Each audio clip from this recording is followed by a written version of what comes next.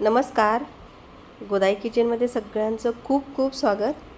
तर आज ना मस्त असं मधल्या वेळेत खाण्यासाठी खारे शेंगदाणे आणि मखाना केला आहे. अगदी मस्त कुरकुरीत असे हे शेंगदाणे झालेत, तुम्ही बघू शकता. अजिबात कुठलीही प्रोसेस न करता एकाच कढईमध्ये एकाच वेळेला भाजून आणि सगळं कुरकुरीत असं हे एकाच वेळेला कसं केलं आहे ते दाखवते. आणि हा आहे मखाना. तर हा मखाना आहे अगदी साधी सोपं फोडणी करून केलेलं आहे. अगदी कुरकुरीत आहे, मस्त लागतं. मधल्या वेळेत काहीतरी खायचं वाटतं, आता पावसाळ्याचे दिवस आहेत तेव्हा काहीतरी तोंडात टाकायचं वाटतं. बाहेरचं काही विकत आणण्यापेक्षा आपण घरच्या घरी खारे शेंगदाणे आणि मखाना फोडणीचा कसं करायचं, अगदी चटपटीत मखाना पण झाला आहे बरं का. अगदी बाहेरून तुम्ही विकत आणता की नाही अगदी तसाच झाला आहे. आणि हे जे शेंगदाणे आहेत की नाही अगदी नॉर्मल शेंगदाणे आहेत, वेगळं काही घेतलेलं नाही. मी घरचे जे शेंगदाण्याचं कूट करायला शेंगदाणे आणले होते तेच घेतलेत. तर सगळ्यात आधी कढई घेतली आणि आता आपण मखाना कसा करायचा ते बघूया. अगदी मुलांना शाळेत तुम्ही डब्यात थोडंसं देऊ शकता, किंवा घरी आल्यानंतर मुलांना काहीतरी भूक करतात, अशा वेळेला हा छान असा मखाना आपण घरच्या घरी बनवून देऊ शकतो. तर छान असा भाजून घ्यायचा, अगदी वेळ देऊन मंद गॅस ठेवायचा आणि असा छान हा मखाना भाजून घ्यायचा आहे. अगदी लालसर होसपर्यंत, म्हणजे लाल डाग पडूसपर्यंत, पूर्णही फार लाल करायचं नाही, तर लालसर असे डाग पडूसपर्यंत हा भाजून घ्यायचा. अगदी मंद गॅसवर भाजायचा, म्हणजे हे जे मखाना आहे की नाही एकदम कुरकुरीत असा होतो. आता हे भाजायच्या वेळेला अजिबात काही टाकायचं नाही, तेल तूप तुम्हाला जे बटर वगैरे टाकायचं तर नंतर टाकायचं. हे बघा, बघू शकता अशा पद्धतीने हे मी भाजून घेतलं. अगदी छान कुरकुरीत होसपर्यंत भाजून घ्यायचं आहे. आता पावसाळ्याचे दिवस आहेत त्यामुळं थोडं अंतानाच एकदम शेदाळलेले असतात. तर छान तुमच्याकडे ओव्हन असेल तर ओव्हनमध्ये हे करून घेऊ शकता, पण अजिबात काही गरज नाही आहे. असे कढईमध्ये पण खूप छान असे होतात. हे बघा, अशा पद्धतीने असे डाग आले पाहिजेत, लालसर असे असे हे भाजून घ्यायचा. हे बघा, याच्यामध्ये जर तुमची मुलं खात असतील तर थोडंसं हिरवी मिरची फोडणी देऊ शकता, जिरं मोहरी घालून फोडणी देऊ शकता. मी असंच थोडंसं लाल तिखट घालून केलेलं आहे. हे बघा, मस्त असं हे आधी तर अशी फोटला आणलं नसतं, इतकं शेदाळलेलं होतं, पण गरम केल्यानंतर एकदम कुरकुरीत झालं. आता याच्यामध्ये मी थोडंसं एक चमचाभर बटर घालते, अगदी स्वाद छान यावा, चव चांगली लागावी. मुलं जरासं असं वेगळं काहीतरी केलं की खातात, त्यासाठी थोडंसं मी बटर वापरलं आहे. छान मिक्स करून घ्यायचं आहे. बटर आता तुमच्या गरजेनुसार कमी जास्त करा, जास्तही तेलकट न करता अगदी थोडंसं बटर वापरले मी, तुम्ही थोडंसं जास्तही वापरू शकता. हे बघा, छान असं हे मिक्स करून घ्यायचं आणि ह्याच्यामध्ये बटरमध्ये हे थोडंसं भाजून घ्यायचा, म्हणजे आणखी कुरकुरीत होतो. आता हे बनवून ठेवलं की एकदम हवाबंद डब्यामध्ये ठेवायचं बरं का, नाही तर याला हवा लागली की लगेच नरम होतं. किंवा मग तुम्ही भरपूर जर आणलं असेल तर थोडं थोडं करून करू शकता. आता थोडंसं लाल तिखट, अगदी लाल तिखट आहे हे, म्हणजे काश्मीरी लाल तिखट आहे तेच वापरते मी. थोडीशी हळद घातली, थोडासा चाट मसाला, आमचूर पावडर, मीठ थोडंसं, कारण बटरमध्ये मीठ घातलेलं आहे, अगदी बेताने मीठ घाला. तुम्ही चाट मसाला वापरू शकता, किंवा थोडासा पावभाजी मसालाही याच्यात वापरू शकता बरं का. खूप छान अशी टेस्टी चव येते. हे बघा, आणि असं मिक्स करून घ्यायचं, अगदीच काही नाही आहे.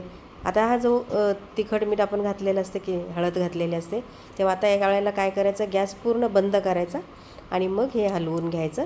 हे बघा, अशा पद्धतीने थोडा वेळ झाला की याला रंग येतो. अगदी कढईमध्ये आहे म्हणून थोडंसं अजून थंड झालं की आपोआप याला लालसर कलर येतो, किंवा तुम्ही मग काश्मीरी मिरची पूड वापरली तरीही चालतं आहे. आता हे बाजूला ठेवलं.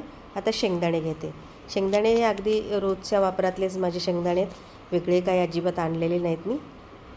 हे बघा, आता याला शेंगदाणे मात्र अगदी खमंग भाजण्यासाठी पूर्णपणे गॅस कमी ठेवायचा, कढई एकदम गरम करायची, गॅस एकदम कमी करायचा. आधी मोठा गॅस करून कढई पूर्ण गरम करून घ्यायची, म्हणजे अगदी कडकडीत गरम करून घ्यायची कढई, आणि पुन्हा गॅस एकदम मंद ठेवायचा, अगदी मंद, म्हणजे एकदम अजिबात थोडंसुद्धा मध्ये कुठेही तुम्ही मोठा करू नका. आणि याला छान खमंग असं भाजून घ्यायचे शेंगदाणे, सुवास अगदी खमंग आला पाहिजे इतपत भाजून घ्यायचे शेंगदाणे. थोडासा वेळ देऊन करा. अगदी मस्त हे शेंगदाणे अजिबात म्हणजे गरम पाण्यात उकळायची सुद्धा गरज पडत नाही. असे मस्त हे शेंगदाणे होतात आणि कुरकुरीत होतात. आणि हे शेंगदाणे मात्र हवाबंद डब्यामध्ये महिनाभर सुद्धा राहतात, अजिबात काय होत नाही. थोडंसं चमच्याने हलवतच भाजून घ्यायचं. हे बघा, आता बघू शकता तुम्ही, एवढं भाजायला मला जवळजवळ 7 मिनटं लागलेले आहेत. आणि आत्ता थोडेसे तुम्हाला शेंगदाण्यावर थोडेसे डाग दिसत असतील, बघू शकता. नाही बघा, गॅस अगदी मंद आहे, अजिबात मोठा केल्याने. हा मोठा आहे बघा, तर अगदी मंद केला आहे मी गॅस, अजिबात वाढवलेला नाही आहे. थोडंसं वेळ देऊन करायचं, म्हणजे हे शेंगदाणे जे आहे ते कुरकुरीत होतात. तुम्ही मार्केटमधून आणता की नाही, अगदी तसे होतात हे शेंगदाणे. एकदा नक्की करून बघा. हे बघा, असं छान खमंग भाजत अगदी वेळ देऊन याला भाजायचं. म्हणजे अगदी महिनाभर मी नेहमी हे अशा पद्धतीने शेंगदाणे करून ठेवते. म्हणजे घरात सगळेच जण इकडे तिकडे फिरता, मुठभर घेतात, खातात. डबा भरून ठेवायचा डायनिंग टेबलवर, म्हणजे ज्याला कोणाला लागेल दिवसातून मध्ये आधी कधी तर खातात. आता हे जे मी करते ना, एकदम जास्त करते, अगदी 1-1.5-2 किलोचे करून ठेवणार आहे. कारण माझा मुलगा चालला आहे बाहेर, त्यासाठी त्याला बनवून द्यायचं आहे. हे बघा, छान हे शेंगदाणे खरपूस होसपर्यंत भाजलेत. हे बघा, अशा पद्धतीने थोडंसं जर चोळून घेतलं की नाही, हे पटकन ह्याची साल निघाली पाहिजे आणि फोडला की फुटला पाहिजे एकदम शेंगदाणा. अशा पद्धतीने हे बघा, याची साल निघायला लागली की आता आपण समजायचं की आपले शेंगदाणे छान भाजून गेले. आता याला जवळजवळ 12 ते 13 मिनटं झालेत मी असंच भाजते. हे बघा, आत्ता तुम्हाला असं जाणवत असेल की आत्ता थोडंसं शेंगदाणा भाजला आहे, पण आतून छान असा खरपूस भाजलेला आहे, अजिबात करपलेलं नाही. वरची साल जी आहे की नाही ती करपू द्यायची नाही, मंद गॅसवर एकदम भाजून घ्यायचं. हे बघा, छान असं हे झाले शेंगदाणे भाजून आपले. आता खारे शेंगदाणे कसे करायचे ते दाखवते. मी कढई अजिबात बदललेली नाही. एका वाटीमध्ये 1.5 ते 2 चमचे, 1.5 चमचा भरून मीठ घेतलं. आता याच्यातच पाणी घालायचं आहे, अगदी 3 ते 4 चमचे पाणी घालायचं. याला मीठ छान ढवळून घ्यायचं आहे आणि मीठ विरघळून घेतलं की वाटी छान अशी धरायची आणि मीठ मात्र पूर्ण विरघळून घ्यायचं. हे बघा, मिक्स करून घ्यायचं. आणि हे जे पाणी आहे की नाही, आता हे पाणी आपण या शेंगदाण्यावर ओतायचं आहे.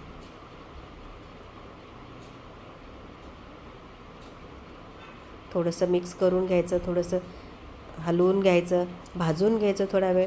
जेवढं तुम्ही हे कढईमध्ये, गरम कढईमध्येच ठेवाल की नाही शेंगदाणे, तेवढे मस्त असे कुरकुरीत होतात. हे बघा, अजूनही मी गॅस थोडासा कमीच ठेवलेला आहे. आणि आता थोडासा मोठा करायचा आणि मग हे पाणी ओतायचं. पाणी ओतायच्या आधी मात्र थोडासा गॅस मोठा करा, नाहीतर मग काय होईल, तुमचे शेंगदाणे आहेत की नाही पाण्यात भिजतील. तसं न होता गॅस मोठा ठेवायचा आणि पटकन हे मिक्स करून घ्यायचं. शेंगदाण्याचं मिठाचं पाणी घातलं की नाही आपण ते, म्हणजे सगळ्या शेंगदाण्याला लागलं पाहिजे इतपत आपण हे करून घ्यायचं आहे. गॅस पटकन मोठा करायचा. हे बघा, सगळं मिक्स करून घ्यायचं. तुम्हाला बघू शकता, तुम्ही दिसत असेल शेंगदाण्याच्या वर असं मीठ दिसायला लागले. हे असंच असू द्या. आणि आता याला पुन्हा गॅस कमी करायचा आणि सतत भाजत राहायचं. आणखी एक 5 मिनिट तुम्ही छान असं हे भाजून घ्या. हे बघा, आता गॅस कमी केला मी आणि आता कमी गॅसवर एक 5 मिनिट सतत हलवत राहायचं आहे. थोडंसं बंद ठेवायचं, थोडंसं हलवत राहायचं. असं करत अजिबात आपण गॅस मोठा न करता पुन्हा एकदा भाजून घ्यायचं. रेसिपी कशी वाटली मला कमेंटमध्ये नक्की सांगा.